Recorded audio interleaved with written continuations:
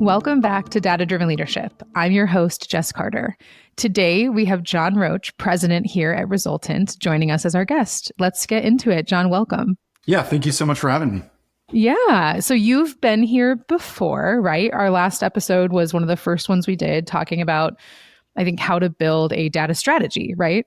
Been a long time, but yes, I remember. I can't believe we're here today. I didn't think that, I wasn't sure what hosting a podcast would do. So at least we got that one out there. Now we get to have a second one. Yeah, that's right. I think, you got started on the right foot, and I've been sort of anxiously awaiting the release of all the episodes since, and they've been phenomenal. It's, I think, testament to the direction you've taken it and that we're doing this again. Well, that is kind of you, and all of those accolades should go to our producers. But I do like hitting record and having cool conversations with amazing people. So I have some ideas about what I would like to hear from you today. I'm open to anything else that you want to share. But one of the things when I was reflecting on your presence in my professional career that I wish we could steal and borrow and put in capsules and sell is I think that you do have just like this really incredible strategy mind. And I do think that part of that, so we talked about data strategy on the last episode with you, but I think just in general, like just how do you look at a company, look at its strategy, evaluate if it's high efficacy or not, and decide when to turn left or right from that strategy. When do you readjust? When do you reassess? I think that you're one of those minds that is really interesting and it'd be fun to pick your brain because I have this, like, there's this persona that you've been in my life where when we're heading in a direction, the number of times that we've got everybody around the idea, we're totally galvanized, everybody's ready to go march in one direction. And you are usually the voice at the very last second that I wouldn't mind kicking in the shins, but it's useful and powerful that you'll say, why are we even doing that? And I think a lot of that is this really interesting forced pause. But I don't know that we've ever stopped to talk about your why. Like these are behaviors I've observed of you as a leader, and that we've never really stopped to slow down and talk about why you introduce those or what you're really looking for. And so I just thought we could start with why you do some of the things you do. Sure. So I talk about this sometimes as the consultant's advantage, but I think we as consultants are equally susceptible to falling into this mode. I think when you're starting something out, like very beginning, completely clean sheet of paper, it's relatively easy for people to say, okay, I'm moving in this direction. Here's like big picture, what I aim to accomplish.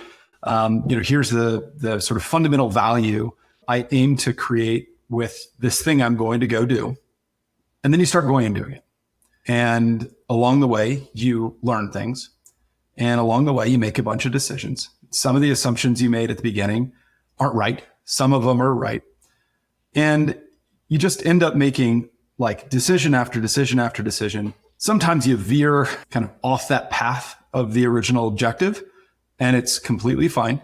And sometimes you veer off that path from the original objective, and you didn't really notice you were doing it because, it's just a 1 degree turn here. And then you drive 5 miles, and then it's like a 1 degree turn here, and then you drive 5 miles, and then you look how far you are off the path, and you're like, well, geez, I didn't know that I really intended to do that. I call it the consultant's advantage because when you're inside of an organization, the day-to-day often dominates what you're thinking about. Right. And that day-to-day work is often really hard and intellectually demanding. So all your focus goes there, and all those little decisions accumulate to getting way off path. And I think sometimes when you're trying to figure out, solutions to really complex problems, coming back to that bedrock, that unchangeable or, unchanging thing that you're trying to accomplish, I think is really, really helpful to make sure that if you're veering off course, it means, yeah, I've chosen this new course, not I've made 47 decisions that have gotten me off of the initial course without me noticing I was off the course. The art of deliberateness. Yep. Yeah. Okay. Well, and because I think there are times where I think that you are, excessively patient at times too, as a leader of your own priorities in our company too. And so the other thing I'm curious about is how do you decide how long to let something play out before you're reevaluating if it's off course or not? Excessive patience is something I've never been accused of. So thank you for that. Well, sorry, I should contextualize. It's excessive patience in light of the context of knowing you. Yeah, okay, that's probably more fair. Organizations and societies are really complex systems. Folks closer to a problem often make much better, more informed decisions about how to solve that problem. What you probably perceive as that patience is a recognition I've come to over the years that we have to depend on people, up, down, or across the organization to do their jobs really effectively. And I concede that, again, the folks closer to the problem probably have a bunch more context and insight about that situation than I might. Really, what I view my job as in those situations is just making sure that they are considerate of that bedrock. So it's really easy to, like, all the things surrounding solving a problem that are close to it are really important, but so is the reason you're solving it in the first place.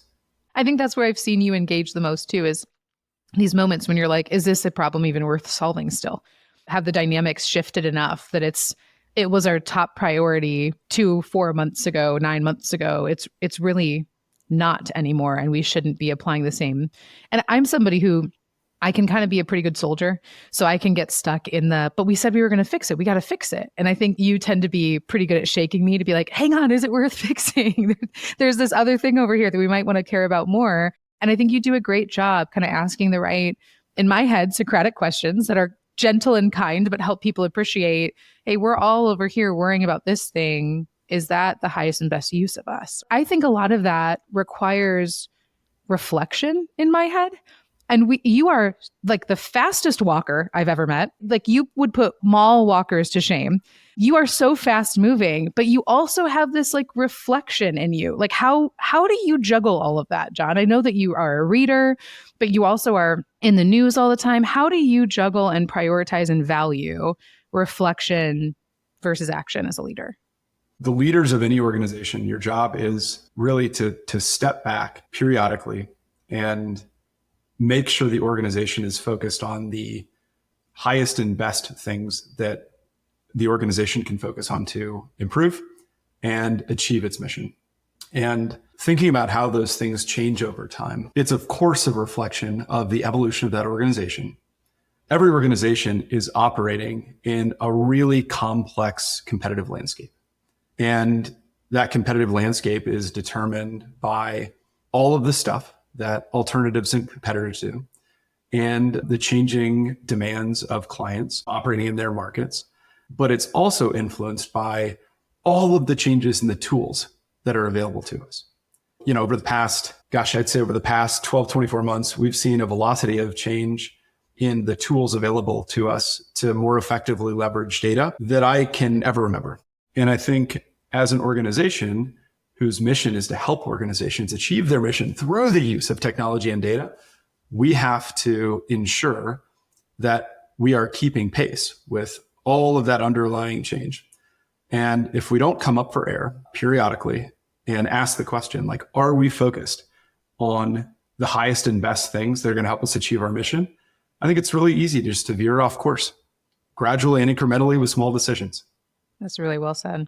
I'm sure that there are a lot of people who find themselves in that space. And I was going to ask you about that too, is in my experience, at least to your point about the last 18 to 24 months or 12 to 24, I don't even like using this description, but for the sake of the conversation, there's just a lot of noise. There's a lot going on. There's a lot of activity. There's a lot of change. I mean, just a year ago, we were dealing with the implications legally of ChatGPT and the New York Times. I mean, like, so much has changed even in the last 12 months, to your point, that one of the things that I wanted to ask you is your take on how do you make sure you're not overreacting or underreacting to the changes in the market in your business strategy, your business plan? How do you discern signal from noise? I think when you look at the evolution of modern society development, one of the best things that has happened is the speed and propagation of communications.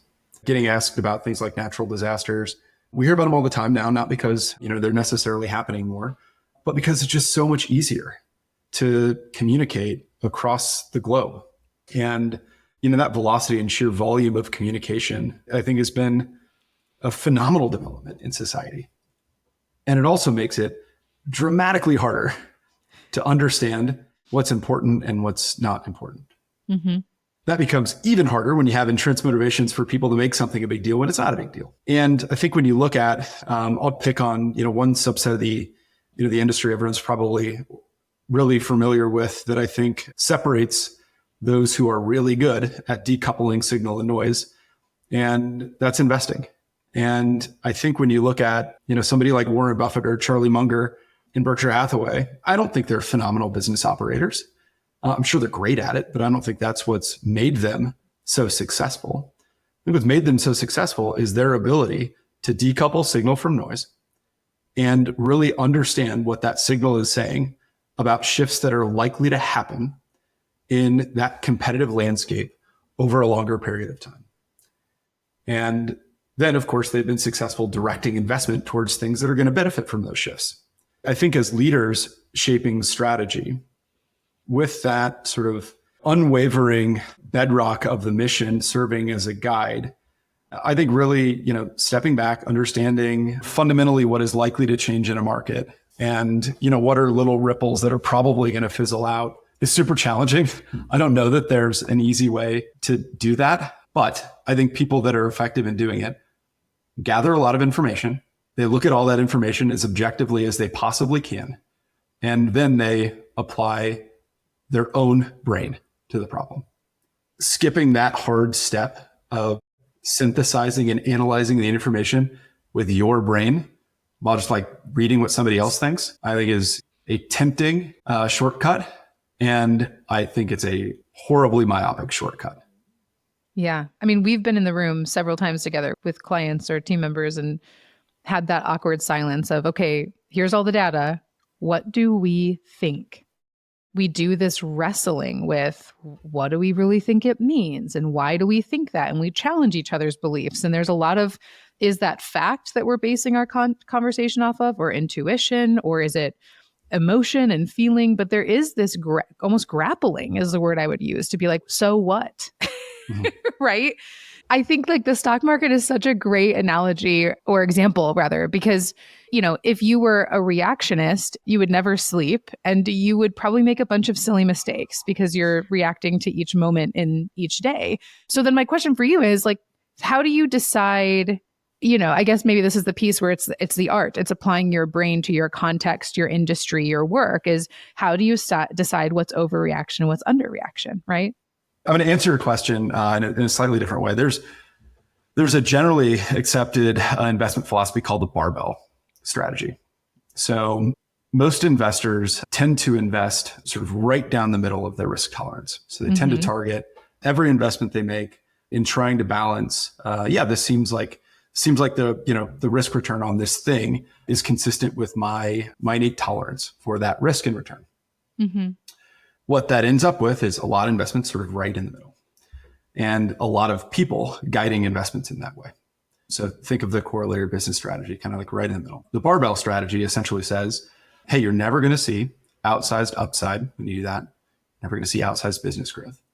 And the accumulation of that risk is actually going to be more than you're willing to take, but you can't really realize it. So what the barbell strategy says you should do instead is direct the bulk of your investments or the decisions or bets you're making as an organization, the bottom end of that risk tolerance. So creating a stable base. Okay. And then direct a small subset way out on the edge of that risk tolerance. So could flame out and do nothing, could provide an extraordinary reward. In setting business strategy, again, anchored to that bedrock, most of what this strategy says is you should be doing are things that are really safe and very incrementally improve your ability to, achieve that mission. Okay. And then what you should do is direct a small subset of those decisions to complete and total outliers.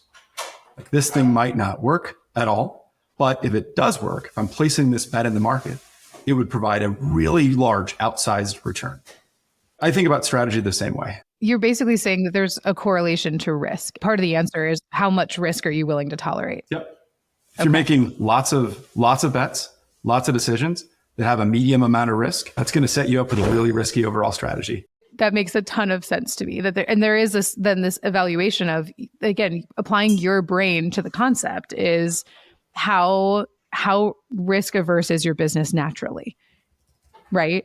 So I'm assuming you go through these exercises, John, as a leader of a business where you're thinking, what are the things that could impact our business? What are the things that we must lean into? Like you were talking about with innovation. If we're not taking ourselves outside of the day-to-day and the hour-to-hour with our clients and figuring out what are the newest technologies and what are the products that we need to be looking at and how do we get our arms around those so that as clients start to want to do more exciting, innovative things, we know exactly how to help them, because we're not just promising that we will and then using them as a guinea pig. We've done our work to understand and appreciate how to help them with those things, right? I 100% agree. One of the advantages the last 17 years have afforded us in our organization is the commonality in problems that we're solving for clients now is relatively high. We have an initial conversation with a client about like, hey, I'm experiencing this issue inside of my business where I want to accomplish this thing for my organization. Here's the context. The likelihood that we've solved really, really similar problems for similar organizations is high. So in thinking about the decisions a client is making on accomplishing their strategy, we now have become that really low risk decision for them. Mm-hmm. We've done something a handful of times. We know exactly what the indicators that we're on track or off track are. We know exactly how much risk they are assuming in doing the work. And we can advise them on that. If we haven't done something before, we can have a conversation with them about that. Right. Well, and I remember something I really like about you. This is an insider scoop for people who don't know how podcasts work. We record all of these and then we do editing and then we check with people, make sure they all sound okay, and then we post them. So I don't always know the order in which we're recording and releasing. So people may already get a chance to hear at the Southwest Airlines, one of the conversations we had with France Greneau. But one of the things she mentioned that, John, I think you do this all the time, and I really appreciate it, is she was like, hey, when we were aligning our business to kind of where we wanted it to go, we didn't see anything in the airline market that was impressive to us when it came to customer experience.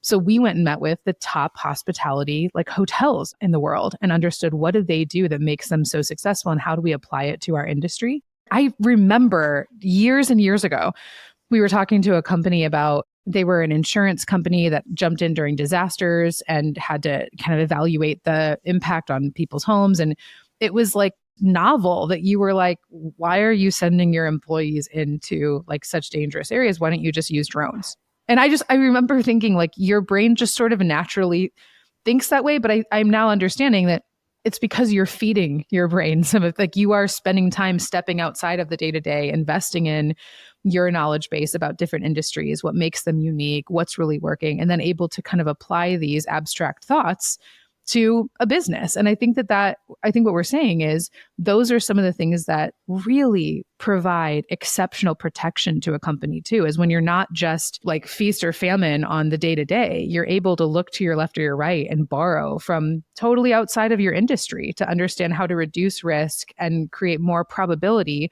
in the bets you're making as an organization. I think that's so cool. And I think I've seen you do that in context, but not understand or appreciate how you're capable of that. Does that make sense? I think so. It's just, you don't see everyone capable of jumping contexts in that way and able to steal and borrow and also have I don't know if this is the right word, but the brazenness to be like, well, why wouldn't that work?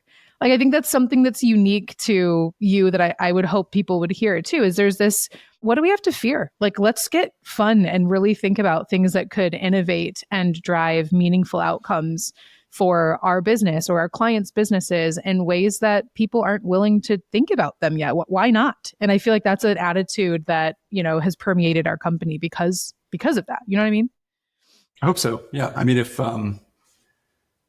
we never tried anything new in society, we would get the same outcomes over and over and over, right?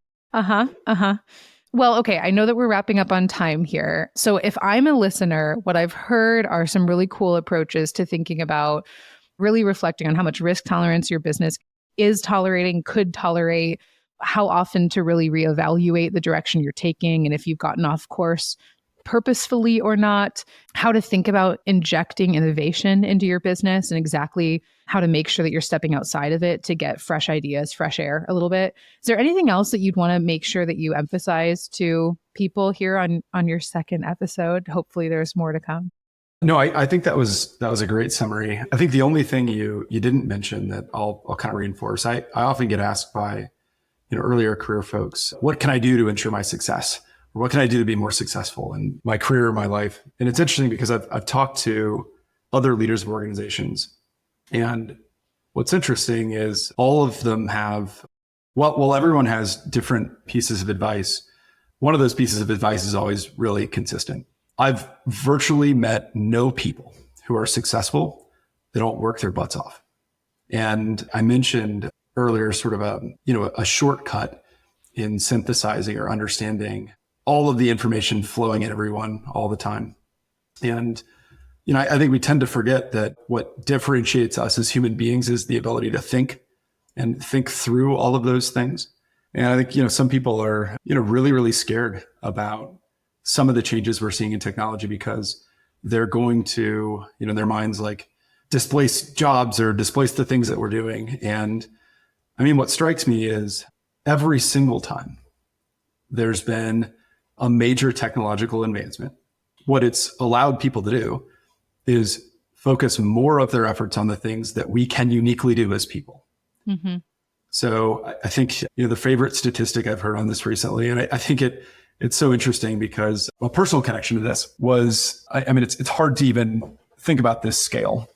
So do you know what a switchboard operator is? No. Oh, wait, like from like the old days in the phones? Oh yeah. Yeah. It's not that old. That's last generation old. So my mom was a switchboard operator. Oh my gosh, really? So she was, I think she was, 17, 18. So in high school, and, when someone would make a phone call, then you'd call the operator and you'd say, who do you want to be connected to? And they would pull a physical wire out of a switchboard and plug it into the right port. So it would make the connection. So at the time, that's, that's mid 60s, late 60s. Let's say the US, I don't know the exact number. Let's say the US had 200 million people. Let's say 100 million of those people were working. Do you know how many switchboard operators there were then? I can't even imagine. A million switchboard operators. I think what's interesting is that's one of the fastest technological innovations that got adopted and completely and totally disrupted that market. Wow.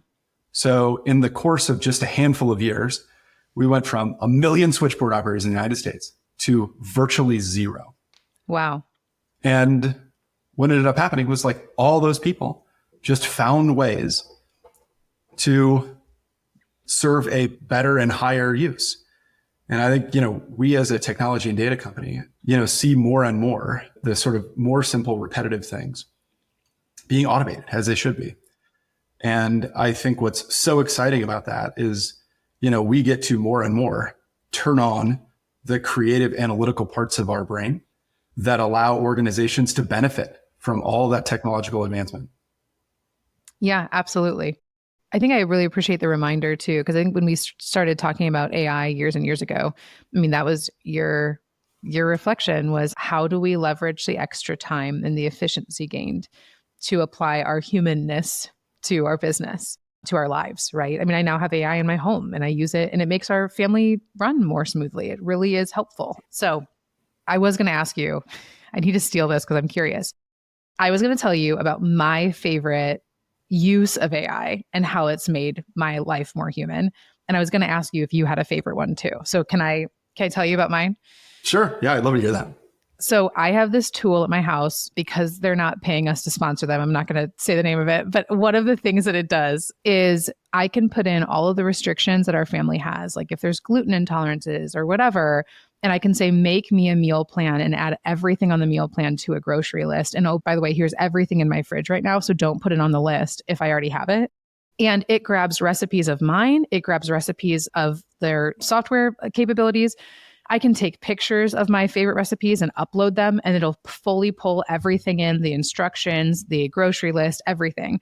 And it is like I remember the days where I would sit on my couch for like a few hours and try and glance through all my cookbooks and decide what I was going to feed our family. And then I had to make a list, and then I had to open the pantry and the fridge and check and see if those things were there. And it has seriously saved me probably between 1 and 3 hours a week, where I'm like, oh my gosh, I don't have to ideate over these things. I can give it really clear descriptions and it will spit out 80% of the time, like stuff that my family is like, yeah, let's eat that. I'm like, that is meaningful for me as a working parent. I had used ChatGPT in some of those ways, but I didn't have products in my home that had built-in AI tools that could do more specified things in those ways to target a parent, a busy parent. And then the other one was in the same tool. I can take a picture of an event or an email from school. I can hit forward to like a shared email and it will load all of it into a shared family calendar. And I'm like, oh my gosh, like Brad and I don't have to juggle who's got the event and who came home with the flyer from daycare. Like we just have all of it in a shared space. We can talk about it when we have time. And it's truly like a home, like little home assistant. Like it really is making our lives better. So that's my geeky, who knew, John, that I'd be living in a day where I could do those things. That is really, really cool. I would love to say that mine was similarly interesting, but it's absolutely not. Here we go. I tend to try to use tools to make what I do in work more efficient, that I almost reject them in my personal life as a means of creating like some sort of separation. So I use a handful of AI tools now to draft initial narrative for me. So I'm really good at writing outlines. I'm really good at pouring deep thought into bullet points. But when it comes to writing, I'm relatively slow. So what I found the largest use of me for generative AI is I'll think about exactly what I want to write out the bullet points, and then I'll say, toss these into narrative. I think everyone does that. I think the key point that I've seen some folks not do is you've got to edit it afterwards. So I'll go through 2 rounds of edits of that narrative afterwards. So I'm sure it says kind of exactly what I want it to say and the way I want it to say it. But you're also, again, I mean, we need to wrap up, but like that outline is tied to your strategy skills. So I think I struggle with getting the outline right. It probably takes me 7 or 8 times as long as it takes you. And I know you still take time to make sure it's thoughtful. What we're learning, even with these AI tools, is getting the outline right matters. Like that is the key. I think they were telling us about one of the benefits of DeepSeek, which I haven't totally looked into yet, is that it shows you as it's running the algorithm, it shows you how the computer is processing what you said. So you're getting real-time feedback on how you prepped the prompt and how it understood the prompt. And I was like, oh, that's so interesting when it comes to us thinking about how do we write better prompts? How do we write better outlines? How do we think about what we're setting up for efficiency? It's going to make it more or less efficient even, right? Anyway. Yeah, I'll make that last point like really discreetly, even though I'm sure everyone, caught it. The connection between how I use AI and how I think about organizational strategy is you've got to dedicate your time to the bullet points. Yep. You've got to dedicate your time to making sure that you've got like those high level, like 7, 8 things, like really, really well thought through, that those are the right things, that those are sort of, characterized exactly how you want them to be. And you got to revisit that list. Yeah. Yeah. I love it. For real. Thank you for being here. Thanks for joining and letting me interrogate you. Yeah, of course. Thank you so much for having me. I'll have to check out the meal planning software, even though I'm not great at following recipes. Shocker. That doesn't shock me at all. Hey, as long as you're making a meal, we're happy. Okay. Thank you for listening. I'm your host, Jess Carter. Don't forget to follow The Data-Driven Leadership wherever you get your podcasts, and rate and review, letting us know how these data topics are transforming your business and what you want to hear about next. We can't wait for you to join us on the next episode.